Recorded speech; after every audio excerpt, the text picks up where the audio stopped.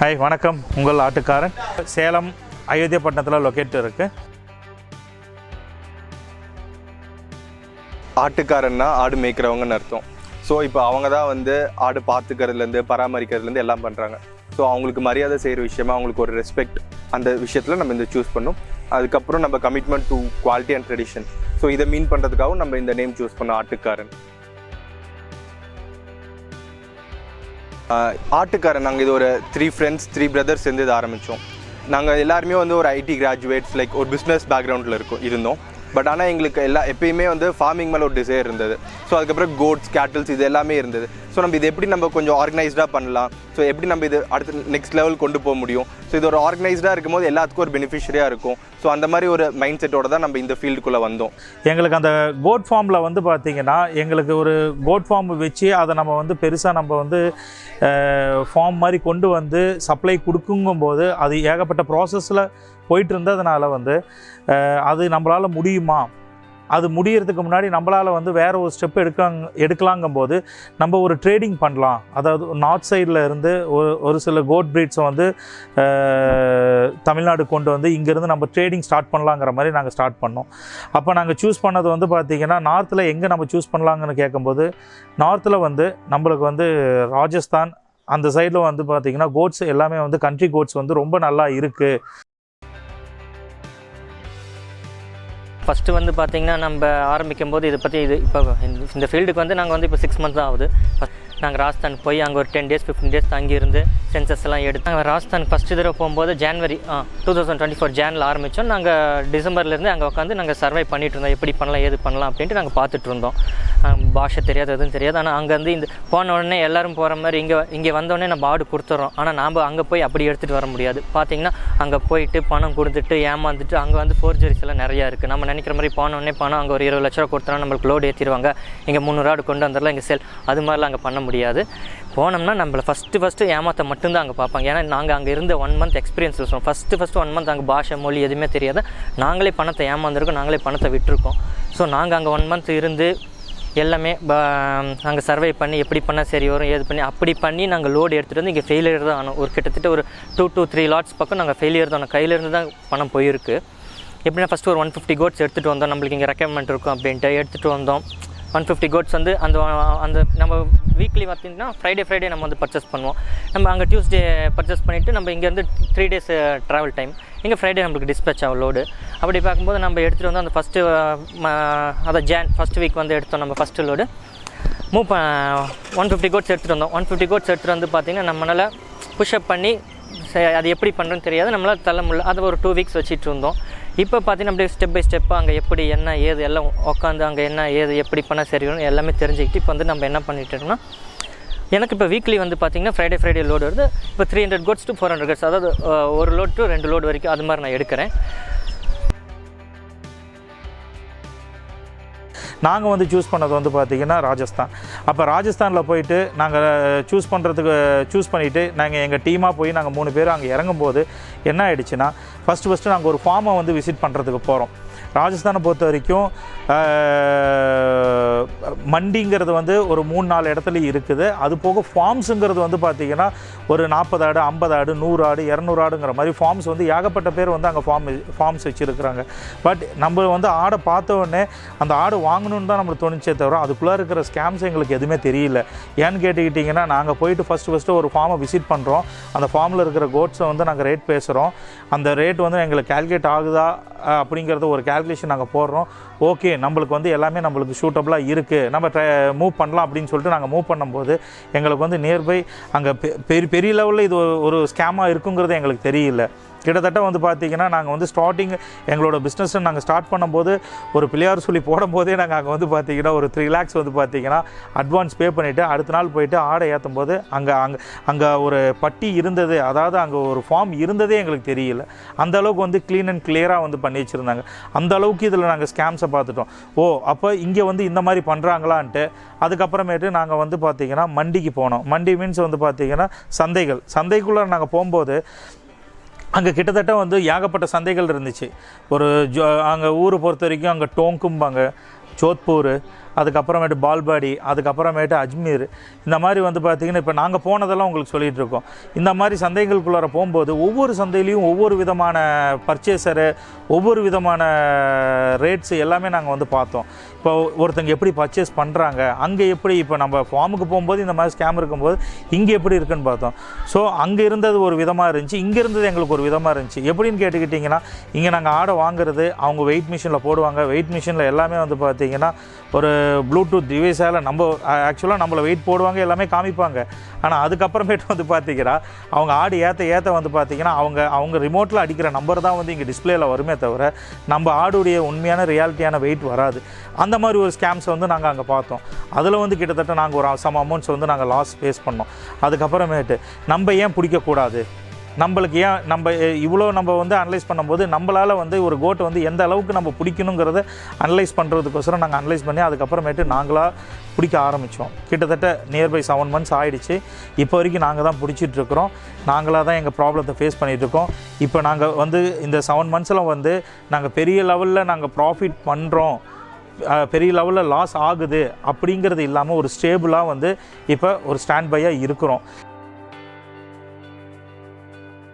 சரி, இது பண்ணுறீங்க, ஃபார்மிங் பற்றி இவ்வளோ பேசுகிறீங்க, அப்படியே நம்ம ஊர் ஆடே எடுத்து பண்ணக்கூடாது. நம்ம ஊரில் லைக் எவ்வளவோ ப்ரீட்ஸ், நேட்டிவ் ப்ரீட்ஸ் இருக்குது, உண்மைதாங்க. லைக் நம்ம ஊர் பார்த்தாலே நம்ம சேலமில் இருக்கோம். ஸோ நம்ம இங்கே ஸ்பெஷாலிட்டியே சேலம் கருப்பு தான். ஸோ நம்ம அதுவே நம்ம பண்ணலாம். ப்ளஸ் நம்ம திருநெல்வேலி, மதுரை இந்த சைட் பண்ணோம்னா கொடி ஆடு, கன்னி ஆடெல்லாம் இருக்குது. ஸோ இதை கூட நம்ம பர்ச்சேஸ் பண்ண முடியும். பட் ஆனால் இன்னொரு டிஃபிகல்ட்டி அங்கே என்ன வருதுன்னு பார்த்தோம்னா டிமாண்டு தான். இங்கே நம்ம சதர்ன் ஸ்டேட்ஸ் பொறுத்த வரைக்கும் ரொம்ப டிமாண்ட் அதிகம். லைக் நான் வெஜிடேரியன்ஸ் ரொம்ப அதிகம் அண்ட் டிமாண்ட் வந்து ரொம்ப அதிகம். ஸோ அந்த டிமாண்டுக்கான சப்ளை இருக்கான்னு கேட்டோம்னா இல்லை. ஸோ அந்த டிமாண்டை ஃபுல்ஃபில் பண்ணணும்னா நம்ம கண்டிப்பாக நம்ம நார்த்து, அதுக்கப்புறம் நெய்பரிங் ஸ்டேட்ஸ்லேருந்து பர்ச்சேஸ் பண்ணால் மட்டும்தான் முடியும். ஸோ அதனால தான் நம்மளும் அங்கே போகணும். ப்ளஸ் இப்போவும் நம்ம வந்து நேட்டிவ் ப்ரீட்ஸும் பண்ணிட்டு இருக்கோம். இப்போ சேலம் கருப்பு வந்து நம்ம டேரெக்டாக ஃபார்மர்ஸோட டைப் வச்சு நம்ம அவங்கள்ட்ட இருந்து டேரெக்டாக நம்ம வாங்கி ஃபார்மர்ஸ்க்கும் ப்ராஃபிட்டபுளாக ப்ளஸ் நம்ம கஸ்டமர்ஸ்க்கும் ப்ராஃபிட்டபுளாக ரெண்டுத்துக்கும் இருந்து நம்ம பண்ணிகிட்ருக்கோம். நீங்கள்லாம் யோசிப்பீங்க, இப்போது ராஜஸ்தான் ஆடுனா காது பெருசாக இருக்கும், கறி நல்லா இருக்காது, ஸோ அதுக்கு நமக்கு செட் ஆகுமா அப்படின்ட்டு. ஸோ அப்படிலாம் எதுவும் இல்லைங்க. ஆடை பொறுத்த வரைக்கும் 2 வெரைட்டி தான். ஒன்று வெள்ளாடு, இன்னொன்று செம்மறி ஆடு. ஸோ எல்லா ஆடுமே வெட்டினதுக்கப்புறம் ஒரு ஆடை தொங்க விட்டுட்டோம்னா எல்லா ஆடும் ஒரே மாதிரி தான் இருக்கும், அதில் டிஃப்ரென்ஸ் இருக்காது. இன்னொரு இது என்ன பார்த்தோம்னா வெள்ளாட்டில் பொறுத்த வரைக்கும் கொழுப்பு கொஞ்சம் கம்மியாக இருக்கும், செம்மறி ஆட்டில் கொஞ்சம் அதிகமாக இருக்கும். இது 2 தான் மேஜர் டிஃப்ரென்ஸ். ப்ளஸ் ஒரு ஆடும் அதோட ஊர், அதுக்கப்புறம் ஏரியாவுக்கு தகுந்த மாதிரி கலரும் பாடி ஸ்ட்ரக்சரும் தான் டிஃப்ரெண்ட்டாக இருக்குமே ஒழிய மற்றபடி எல்லாமே வெள்ளாடு தான். இப்போ நம்ம ஊரில் எப்படி சேலம் கருப்பு, அதுக்கப்புறம் கொடியாடு, கன்னியாடு, மதுரை சைடு இந்த மாதிரிலாம் இருக்கும், அதே மாதிரி அந்த ஊர் சைடு இருக்கிற ஆடெல்லாம் இந்த இது. ஸோ அதுவும் வெள்ளாடு தான் பேசிக்காக.